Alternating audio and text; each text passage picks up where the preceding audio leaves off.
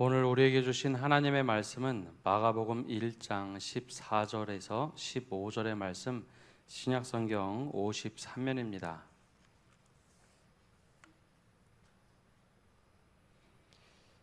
이제 하나님의 말씀을 봉독합니다. 요한이 잡힌 후 예수께서 갈릴리에 오셔서 하나님의 복음을 전파하여 이르시되 때가 찼고 하나님의 나라가 가까이 왔으니 회개하고 복음을 믿으라 하시더라. 아멘. 아까 말씀드린 것처럼 지난주에는 하나님 나라 선언 중에 때가 참에 하나님의 때에 대해서 함께 말씀을 나눴습니다. 우리 개인적으로 하나님의 때는 언제였나? 하나님께서 나에게 말씀하신 때는 언제였나? 하나님의 나라가 시작된 때는 언제였는가? 그 관점으로 봤다면 오늘은 하나님 나라 시작되었는데 하나님 나라 그 들어가는 열쇠가 되는 회개하라는 말씀으로 함께 말씀을 나누겠습니다. 한 거의 30년 전쯤 되는 것 같은데요. 유학을 마치고 들어오셨던 선교사님이 유학생활 이야기를 잠깐 해주셨습니다. 그중에 인상 깊었던 이야기였는데요. 금전적인 여유가 전혀 없을 때 아마 독일에는 세금을 학생들이 내어야 했던 것 같습니다. 세금 내는 것이 너무나 아까웠답니다. 돈도 없는데 그 조금의 세금을 내는 것. 그러던 어느 날 갑자기 관공서에서 통지서 하나가 날라왔답니다. 근데 그 당시 한국만 하더라도 관공서에서 날라오는 통지서는 대개 세금 미납 혹은 과태료가 나오는 것이죠. 그래서 이 통지서 내용도 뜯어보지 않고 이 통지서 받자마자 가슴이 철렁 내려앉았답니다. 야, 이거 어떻게 내지? 큰일 났네. 한 걱정을 하고 통지서를 딱 뜯어봤는데 놀랍게도 그 통지서의 내용은 예상과 달랐습니다. 어려운데 세금을 많이 냈으니 세금 환급해가라. 30년 전의 이야기입니다. 요즘 우리나라도 세금 많이 내면 환급이 됩니다. 건강보험도 환급이 되는 시스템이 갖춰졌죠. 근데 30년 전에 우리나라는 사실 그렇지 않았습니다. 세금을 내도 잘 안 냈다고 고지서가 날라오는 경우도 있고 또 과하게 세금을 내면 세금 절대로 돌려주지 않았습니다. 그러려니 하고 모두가 다 그렇게 생각을 했죠. 그 이야기가 너무 생경하고 신기했지만 그게 상식이고 순리라는 것을 한번 경험하고 나니 야, 과거에 우리는 어떻게 살았을까라는 이야기를 하면서 새로운 바른 순리대로 경험하면 과거로는 돌아갈 수 없다라는 이야기를 그 선교사님이 해주었습니다. 실제로 그렇습니다. 우리가 새로운 것뿐만 아니라 정말 순리대로 하는 것 혹은 바르게 하는 것을 한번 경험하면 과거로 돌아갈 수가 없습니다. 그것과 마찬가지로 진리도 그렇습니다. 진리라는 것을 제대로 우리가 경험하면 진리 이전의 삶으로 우리가 회귀할 수가 없습니다. 왜냐하면 그것이 이상하고 너무나 어색하기 때문입니다. 오늘 예수님께서 메시아로 이 땅에 오시며 가장 먼저 선포하신 말씀이 오늘 말씀 마가복음 1장 15절입니다. 우리 함께 이 말씀 읽어보겠습니다.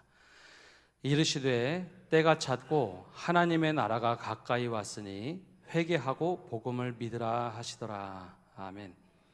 예수님이 이 땅에 오셔서 가장 공생애 중에 첫 번째 하신 말씀이 하나님의 나라가 가까이 왔다. 즉 하나님의 나라가 이미 시작되었다라는 선언이었습니다. 우리 가운데 이미 침투해 들어오시는 하나님의 나라. 그런데 이 하나님의 나라가 이미 시작되었는데 그 다음에 하신 말씀이 좀 낯섭니다. 그럼 그 나라에 들어와라 아니면 그렇게 참여하라가 아니라 회개하라입니다. 회개하라 그리고 복음을 믿어라. 우리가 알고 있는 회개라는 상식과는 좀 다르죠. 우리는 회개 그러면 내 죄를 고백하는 것, 죄를 깨닫는 것을 회개라고 생각하는데 하나님의 나라가 가까이 왔는데 왜 회개하라고 말씀하셨을까? 조금 이게 상충되는 말처럼 들려집니다. 왜 회개하라고 하셨을까? 하나님의 나라가 시작되었는데 모든 학자들은 하나님 나라 선언을 하나님 나라의 초대, 행복으로의 초대라라고 말합니다. 그럼 이 회개라는 것이 우리가 생각하는 것과는 다르다라는 겁니다. 원래 회개라는 말이 우리가 알고 있는 죄를 고백한다라는 협소한 의미만 가지고 있는 것은 아닙니다. 이 원래 원어의 뜻은 메타노이오라고 해서 마음을 돌이키다라는 뜻을 가지고 있습니다. 예, 마음을 돌이키다. 내가 이것이 옳다라고 생각하고 관역을 향해서 갔는데 잘못됐으면 내 마음을 돌이키다, 행동을 돌이키다. 그 속에서 중간에 뉘우치는 것도 있고 회개하다라는 말 혹은 개혁하다라는 의미도 담고 있는 것이 이 메타노에오라는 단어입니다. 근데 이 말을 우리말로 회개, 뉘우칠 회, 돌이킬 개라는 단어로 번역을 했습니다. 구약 성경에는 이 회개라는 말이 사실 거의 나오지 않습니다. 왜 그럴까? 왜 회개하다는 말이 없을까? 근데 왜 구약 성경에는 하나님의 다들 백성이었기 때문에 회개하다라는 말 대신 여호와께 돌아오라는 말을 그렇게 많이 했습니다. 야, 너희 잘못 가고 있어 지금. 하나님의 끊임없이 선지자들을 통해서 여호와께 좀 돌아오라, 여호와께 돌아오라, 죄를 뉘우쳐라. 그 말씀이 제일 많이 나옵니다. 그래서 에스겔 18장 30절 말씀 보면 이렇게 풀어서 얘기합니다. 주 여호와의 말씀이니라. 이스라엘 족속아, 내가 너희 각 사람이 행한 대로 심판할지라. 너희는 돌이켜 회개하고 모든 죄에서 떠날지어다. 그리한즉 그것이 너희에게 죄악의 걸림돌이 되지 아니하리라. 원어 성경을 보면 이 회개하다라는 말이 없고요, 풀이만 나옵니다. 너희는 돌이켜라. 말 그대로 네가 가는 길에서 돌이켜 하나님께로 돌아와라. 그리고 죄에서 떠나 하나님께로 들어와라. 사실 이것이 구약에서 말하는 회개입니다. 그런데 이 말씀, 지금 예수님께서 하신 말씀은 이방인들에게 선포하시는 말씀이면서 유대인들입니다. 이미 신앙을 떠났던 사람들. 그래서 예수님께서는 하나님의 나라가 이미 시작되었으니까 이제 지금까지 우리가 인생 살던 거 그 길 방향으로 가지 말고 이제는 하나님의 방향으로 돌이켜라. 하나님을 인정하고 하나님께로 돌아오라라는 의미로 회개하라입니다. 우리 인생 우리 주인 돼서 살던 그 길에서 돌아와서 이제 하나님의 백성답게 하나님의 뜻대로 살아가라. 이것이 회개하라. 그러니 그 말이 되는 겁니다. 회개해서 이제는 하나님 나라를 이 땅에서 살아가라. 그렇다면 우리가 이쯤에서 우리가 오해하고 있는 회개의 개념들을 한번 생각을 하고 넘어가야 됩니다. 우리는 회개에 대해서 이런 방식을 취합니다. 첫 번째, 감정입니다. 내가 잘못했다라고 생각이 되면 그것에 대해서 감정적으로 울고 마음을 다 토로하는 것을 회개라고 생각합니다. 이제 우리 수련회가 시작이 되면 저도 그랬는데요. 중고등부 때, 청년 때가 되면 수련회 가서 그렇게 울었습니다. 기도하고 막 부르짖고 울고 외치고. 그것이 잘못됐다는 게 아닙니다. 근데 그렇게 감정으로 다 쏟아내고 나면 마음이 참 후련합니다. 아마 그 경험들 다들 있으시죠. 근데 우리는 그것을 은혜 받고 그것을 회개했다라고 얘기합니다. 근데 정말 그게 회개한 것일까요? 내가 죄에 대해서 깨닫고 감정으로 다 하나님께 쏟아냈습니다. 근데 만약에 여전히 내가 돌이키지 않았다면 그것은 진정한 회개라고 할 수가 없습니다. 또 다른 우리가 가지고 있는 오해나 편견은 후회라는 감정입니다. 원래 회개라는 뜻에는 후회하다라는 의미를 가지고 있습니다. 그래서 죄에 대해서 내가 왜 그렇게 했을까? 하나님께 기도하면서 내가 왜 그때 이렇게 했을까? 하나님, 제가 그게 정말 후회가 됩니다. 이렇게 할 걸. 그러면서 하나님께 또 기도를 합니다. 제가 이거 잘못한 것 같아요. 하나님 용서해 주세요. 후회하면서 내 마음을 다시 하나님께 다 내어놓습니다. 그럼 우리는 이것을 회개했다라고 말을 합니다. 내가 후회하고 감정으로 다 쏟아놓고. 근데 후회하는 것이 정말 잘못했다라고 인정하는 것이 내 스스로 마음 안에서 그렇게 하는 것이 정말 회개일까요? 이것이 회개에 대한 좀 큰 오해입니다. 오늘 본문 말씀에 나오는 회개하다라는 뜻은 그 길에서 돌이켜서 하나님께서 원하시는 길로 방향을 완전히 바꾸어 가는 겁니다. 그게 진짜 회개입니다. 예를 들어서 이런 거죠. 아이들이 성장하다 보면 유치원이나 초등학교쯤 되면 한 번쯤은 도벽이 생깁니다. 발달 단계에 반드시 이런 일이 있다고 얘기합니다. 근데 어디 가서 물건을 살짝 가져오면 두근두근두근 하는 마음을 가지고 집에 들어올 때 엄마들은 기가 막히게 이것을 알아채죠. 아무도 못 알아채는 것 같은데 아이들이 뭐 이상한 거 가져오면 금방 다들 알아챕니다. 그리고 나서 부르죠. 누구야? 이거 어디서 났니? 어디서 났어? 샀어? 뭐 이렇게 물어보면 아이들이 우물쭈물 뭐 친구 얘기하면 다 거짓말인 거 아시죠? 그럼 아이들이 가슴이 콩닥콩닥 하다가 이야기를 합니다. 내가 이러해서 이러했다고. 그러면서 자기가 잘못한 걸 알기 때문에 닭똥 같은 눈물을 뚱벙뚱벙 흘립니다. 감정이 확 올라오죠. 그리고 엄마 다시는 이러지 않겠어요. 잘못했다고 용서를 빕니다. 그럼 그때 엄마들이 보통 반응을 어떻게 하시나요? 그럼 거기서 딱 그래 너 잘못한 거 알았으면 됐어 라고 하지 않고 그래 그러면 엄마랑 같이 갈래 아니면 너 혼자 가서 잘못했다고 용서를 구하고 이거 돌려주고 올래. 보통은 이렇게 합니다. 그럴 때 아이가 내가 눈물을 다 흘리고 엄마한테 용서를 구하고 엄마가 다독여줬다고 그 자리에 있는다면, 이걸 돌려주거나 잘못을 구하러 가지 않는다면 이게 회개일까요? 우리가 지금까지 피상적으로 하던 회개가 대부분 이런 회개였습니다. 감정으로 하나님 앞에 쏟아내고 후회하고 잘못을 구하고. 근데 교회 밖에 있는 사람들이 오히려 우리에게 더 정확한 회개에 대해서 지적을 했습니다. 왜 그리스도인들, 교인들은 사람한테 잘못하고 하나님께 용서를 구하고 사람에게는 용서 구하지도 않고 하나님께 용서받았다고 하고 왜 자유롭게 다시 똑같은 일을 저지르는지 모순아닌가라는 이야기를 합니다. 우리가 회개에 대해서 잘못 이해했기 때문입니다. 회개는 잘못된 것을 깨닫는 것, 거기에만 있는 것이 아니라 거기에서 돌이켜서 하나님께서 원하시는 뜻대로 다시 제대로 방향을 가는 겁니다. 그래서 용서를 구하려면, 회개를 하려면 그 사람한테 가서 이야기하고 구해야죠. 용서를 구해야죠. 그리고 하나님께서 하시는 것은 그 죄값에 대해서, 내가 죄에 대해서 용서하마입니다. 예수님께서 이 땅에 오시면서 하나님 나라를 선포하시면서 회개하라. 이제는 우리의 삶의 방식을 바꿔서 하나님 나라로 살아가라라고 말씀해 주셨습니다. 이게 정확한 회개의 이유입니다. 우리가 있는지 없는지 막 끄집어내서 하나님한테 죄를 고백하는 것은 나중의 이야기입니다.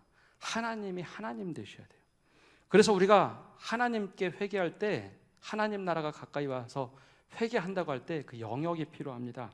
가장 먼저 중요한 것은 내가 주인 돼서 살던 삶에서 돌이켜서 하나님이 주인 되시는 삶을 살아가는 것, 이게 첫 번째 가장 중요한 회개입니다.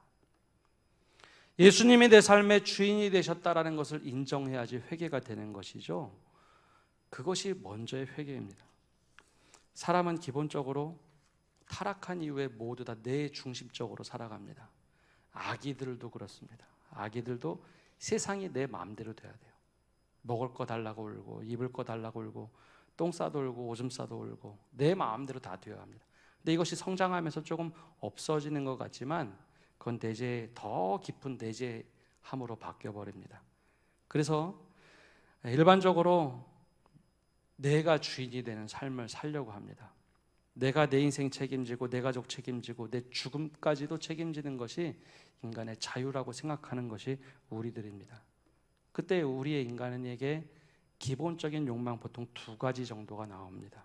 하나는 내 인생 내가 주인이 되면 다른 사람들과 함께 살 때 내 이름이 자꾸 드러나야 합니다.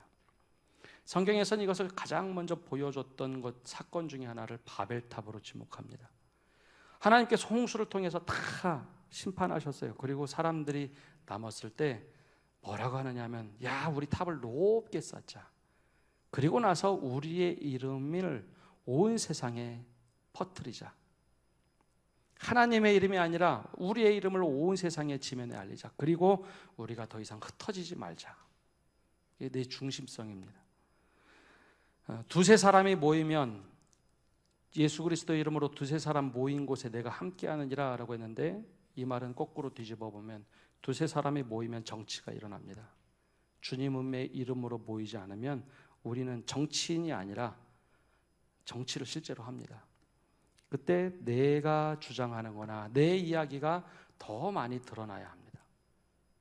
외향적인 사람은 더 크게 얘기하지만, 내향적인 사람은 아무것도 이야기하지 않는 것 같지만 내심 내 뜻이 전혀 반영되지 않거나 하면 그냥 속상하고 화가 납니다. 이게 내 중심성이기 때문이죠. 또 다른 욕망 하나는 다른 사람을 통제하고 싶은 생각입니다. 한번 생각해 보십시오. 세 사람만 모여도 누가 대장합니다.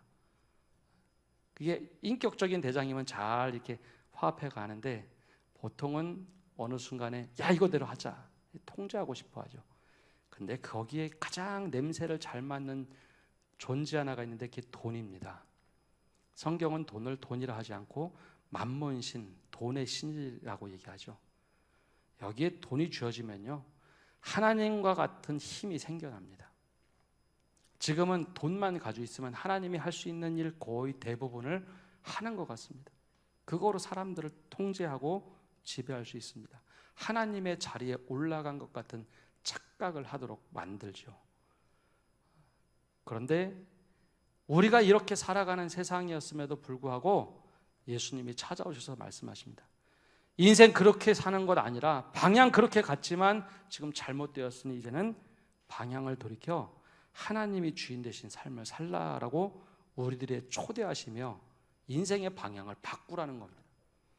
내 인생 내가 중심이 돼서 다 나한테로 쏠리는 것에서 하나님이 중심돼서 살고, 내가 하나님의 뜻대로 살아가는 사람, 하나님의 뜻을 따르는 사람이 되라고 말씀하십니다. 그게 바로 회개입니다. 우리가 예수님께서 말씀하신 하나님의 나라 살겠다고 다짐하고 따라가기 시작하면 갑자기 내 이름이 드러나는 것에서 삶이 바뀌어집니다. 예수님이 드러나기 시작합니다. 믿음 생활 오래 하신 분들 좀 보십시오. 야, 어떻게 그렇게 살 수 있어요? 이거 주님께서 이렇게 사셨어요. 하나님께서 나에게 이렇게 살라고 말씀하셨습니다. 내 이름이 아니라 주님의 이름을 더욱더 높이는 사람들이 생겨납니다. 그리고 그 영광이 하나님께로만 돌립니다. 왜냐하면 하나님의 나라를 살아가도록 우리가 삶을 돌이켰기 때문입니다. 내 이름이 더 이상 중요하지 않아요. 누군가를 통제하는 것이 중요했지만 하나님이 주인이 되시면요, 사람을 세우고 살리는 것에 더 기쁨이 생겨납니다. 하나님이 주인이시니까. 나 또한 그렇게 지명하여 부르셨고 누군가를 살리는 일, 그리고 그 사람을 세우는 일이 정말 행복하고 기쁩니다. 하나님이 주인이 되시면 그래요. 그래서 오늘 말씀, 때가 참에 하나님의 나라가 가까이 왔고 회개하라, 그리고 복음을 믿으라 라고 말씀하신 이후에 바로 다음에 나오는 말씀이 제자를 부르는 모습입니다. 본디 갈릴리에 살던 세베대의 아들들은 굉장히 부촌에 살던 어부들입니다.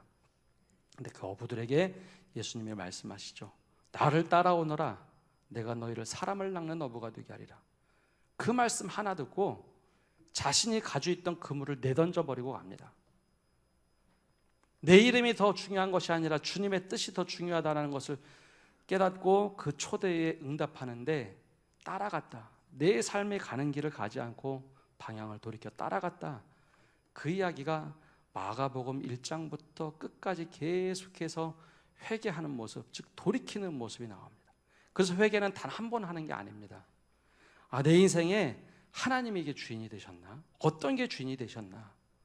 하나님이 아니고 다른 것이 주인 되어 살았다면 그것을 볼 때마다 나는 왜 이렇게 할까? 주님께서 주인이 되시면 어떻게 해야 될까? 여기 내가 주인으로 살았는데 그 모습이 과연 옳은 것일까? 끊임없이 회개하며 살아가는 것, 이것이 하나님 나라가 시작됐으니 회개하라, 방향을 돌이키라 라는 겁니다. 그렇다면 왜 우리는 회개를 죄하고만 연결했을까요? 성경에서 나오는 말씀이 있기 때문이다. 두 번째 우리가 기억해야 될 것은 회개는 맞습니다. 죄를 고백하고 돌이키는 것, 그것이 회개입니다. 예수님께서 하나님 나라가 시작됐음을 알려주셨고 사도 바울은 이것을 이렇게 해석을 했습니다. 원래 우리가 얼마나 하나님으로부터 멀어서 죄악 가운데 살았는가. 본디 성경에서 말하는 죄라는 것은 하나님이 없는 것처럼 살아가는 사람들, 하나님을 아예 없다라고 인정하고 내 뜻대로 살아가는 사람들을 보고 이것을 죄라고 했습니다. 원래 그래서 영어 성경에서는 이 죄를 sin이라는 단어로 번역을 합니다. 범죄는 guilty라고 하죠. 이게 조금 의미가 전혀 다른 겁니다. 그래서 하나님 없이 살아가는 이 세상을 사도 바울이 로마서 1장에는 이렇게 폭로를 합니다. 1장 24절, 26절, 28절에 보면 이렇게 이야기를 합니다. 그러므로 하나님께서 그들을 마음의 정욕대로 더러움에 내버려 두사. 하나님을 찾지 않고 하나님 없이 살아가는 사람들을 하나님이 지켜보시다가 내버려 두셨다는 겁니다. 어떻게요? 자신들의 마음의 정욕대로 살도록. 그 결과가 죄의 열매로 나타나는 겁니다. 근데 이거 한 번만 얘기하지 않습니다. 26절에 또 반복해서 이야기하는데요. 하나님께서 그들을 부끄러운 욕심에 내버려 두셨다. 하나님을 거부하고 하나님 없이 사니까 그래, 너희 부끄러운 욕심대로 한번 살아봐라. 그냥 내버려 두는 겁니다. 28절에 또 그 세상을 폭로합니다. 이번엔 더 구체적으로 얘기하죠. 그들이 마음에 하나님 두기를 싫어하며 하나님께서 그들을 그 상실한 마음대로 내버려 두셨다. 하나님께서 그냥 하나님을 믿지 않는 사람들, 없다라고 생각하는 사람들을 니들 욕심대로 살라라고 내버려 두신 것. 그래서 그 신이라는 죄가 범죄로 이제 열매를 맺기 시작합니다. 그래서 사도 바울은 이 말씀 로마서 1장 마지막에 22가지의 죄악에 대해서 얘기합니다. 악덕목이라고 얘기하는데요. 내 욕심대로 살고 내 마음대로 살고 하나님 없어서 내가 떵떵거리고 사는 사람들의 그 종국에 만나는 악의 덕목을 이렇게 22가지로 얘기합니다. 그들이 했던 것, 그들이 마음의 정욕대로 살도록 내버려 두시자 불의, 추악, 탐욕, 악의가 가득한 자요, 시기, 살인, 분쟁, 사기, 악독이 가득한 자요, 수근수근하는 자요, 비방하는 자요, 하나님께서 미워하시는 자요, 능욕하는 자요, 교만한 자요, 자랑하는 자요, 악을 도모하는 자요, 부모를 거역하는 자요, 우매한 자요, 배약하는 자요, 무정한 자요, 무자비한 자라. 하나님이 차라리 심판하시고 그냥 잡고 계시면 괜찮은데 욕심대로 살도록 내버려 두시자 죄악의 열매들이 가득 차 있는 인생, 그것이 세상이라는 겁니다. 그런데 어떻게 하신다고요? 예수님께서 오셔서 이제 하나님의 나라가 시작됐으니 우리의 삶을 돌이켜라. 먼저 하나님이 하나님됨을 인정하는 것, 예수님이 예수님됨을 인정하는 것, 내 삶의 주인으로 인정하면 그때 이 깨어진 관계들이 보이기 시작합니다. 죄의 열매가 보이기 시작한다라는 것이죠. 그래서 이 사도 요한이 그런 말을 하는 겁니다. 세상에 빛이 비치자 우리 죄악이 다 드러난다는 겁니다. 근데 빛을 사람들이 싫어했다. 내 죄악이 다 드러나자 사람들이 빛을 싫어했다. 근데 예수님이 그것으로 끝나지 않습니다. 우리를 하나님의 나라로 초대하고 계십니다. 그래서 죄로부터 우리가 돌이켜야 바로 하나님 나라가 내 안에 시작이 되는 겁니다. 그냥 회개하다를 죄에 대한 고백으로만 생각하면 늘 우리는 죄 가운데 빠져서 거기서 허우적대면서 다른 방향은 찾지 못하고 맨날 거기서 뱅글뱅글 돕니다. 내가 또 잘못했습니다. 제가 또 회개합니다. 이것도 용서해 주십시오. 근데 여기서 분명한 방향이 있어요. 그 죄를 고백하되 돌이켜서 하나님이 원하시는 삶을 살도록 방향을 돌이켜 글로 가는 겁니다. 여기서 벗어나 하나님께서 원하시는 방향으로 가는 것. 그것이 바로 회개라는 겁니다. 우리가 한 가지 꼭 유념해야 될 것이 있습니다. 우리는 죄 그러면 죄의 결과물인 열매들만 생각합니다. 예를 들어서 우리가 사과나무를 땅에 심었습니다. 그래서 사과나무가 무럭무럭 자라서 열매를 맺혔어요. 그러면 우리 모두는 그 나무 사과나무다라고 이해를 합니다. 그리고 열매가 맺혔으니 당연히 사과나무죠. 근데 1년이 지나서 전지 작업을 다 했습니다. 그 해는 사과나무에 사과가 하나도 열리지 않았어요. 그럼 그 나무가 사과나무일까요? 아닐까요? 여전히 사과나무죠. 그 다음에 좀 병충해가 입어서 가지가 많이 상했습니다. 이번엔 밑둥을 가운데를 잘라서 새롭게 가지를 뻗쳐야지. 가운데를 잘랐습니다. 그 역시 사과나무입니다. 뿌리만 남겨두고 아주 밑둥을 그루터기 남듯이 꽉 잘라버렸습니다. 근데 뿌리가 온전히 살아있다면 이것은 사과나무일까요? 아닐까요? 사과나무죠, 여전히. 죄라는 것이 그런 겁니다. 죄라는 것은 결과만 열매를 맺었을 뿐이지 우리가 죄악 가운데 거해 있으면 우리 안에서 나오는 모든 것들은 죄가 됩니다. 그래서 예수님은 죄의 행동에 대해서 늘 얘기하신 것이 아니라 우리의 생각에 무슨 마음을 품고 있느냐, 우리 생각에 가늠한 자면은 이미 가늠한 자다라고 말씀하시는 그 생각의 뿌리까지 얘기하시는 죄를 보신 겁니다.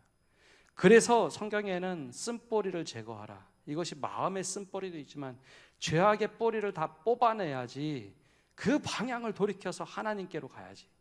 그래서 믿음을 접붙이는 비유로 많이 듭니다. 바른 곳에 접붙여서 이제는 좋은 열매를 맺어라. 죄악의 뿌리에서 돌이켜서 하나님의 나라에 들어가 살아라. 그래서 우리가 지금 살아가는 이 시대가 우리가 죄악에 머무르는 것이 아니라 하나님이 주인 되셔서 이제는 하나님 나라 살아가겠다 다짐하고 결단하는 것, 그것이 바로 하나님 나라를 살아가는 겁니다. 사랑하는 성도 여러분, 우리가 지금 이 자리에서 예배 드릴 수 있는 것은 우리가 계속해서 돌이키기 때문입니다. 자꾸 뒤로 돌아갈 수는 없습니다. 하나님께서 원하시는, 내가 주인 된 것이 아니라 하나님이 주인 되신 삶을 계속해서 추구해 나가야 합니다. 더 나아가서 하나님을 알면 알수록 우리 안에 보이지 않고 듣지 못하고 말해도 깨닫지 못했던 죄를 발견한다면 그 자리에서 이거 어떻게 하지? 감정과 후회하는 것이 아니라 그걸 넘어서 의지적으로 하나님께로 돌이킬 때 하나님의 나라의 기쁨을 누리며 살아가는 삶이 됩니다. 여기 계신 모든 성도님들이 바로 그 하나님 나라의 기쁨을 누리며 살아가시기를 바랍니다. 우리 시간 함께 찬양하기를 원하는데요, 정결한 마음 주옵소서. 다윗이 큰 범죄를 저지르고 하나님께 고백했던 시를 가지고 만든 찬양입니다. 함께 찬양하겠습니다.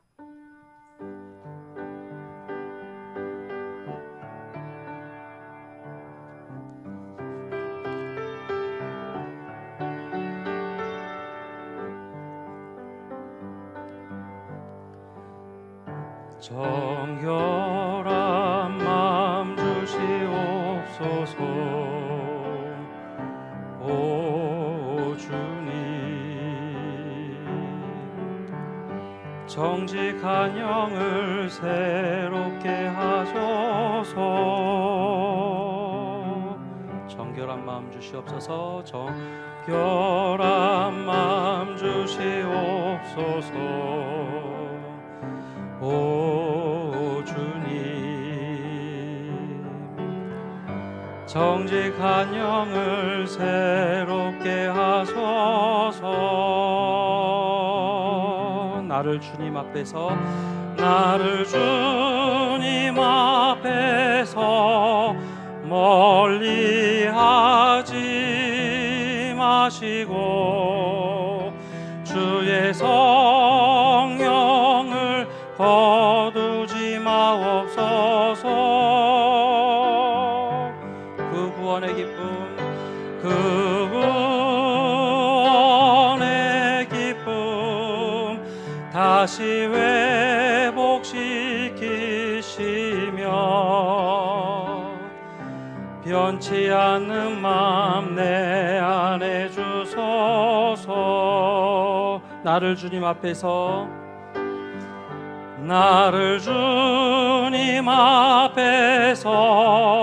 멀리하지 마시. 나를 주님 앞에서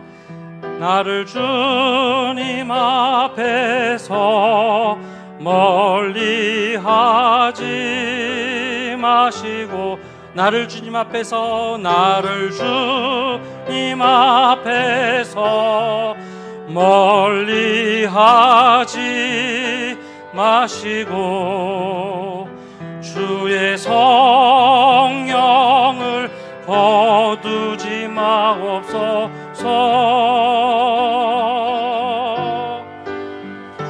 그 구원의 기쁨 다시 회복시키시며,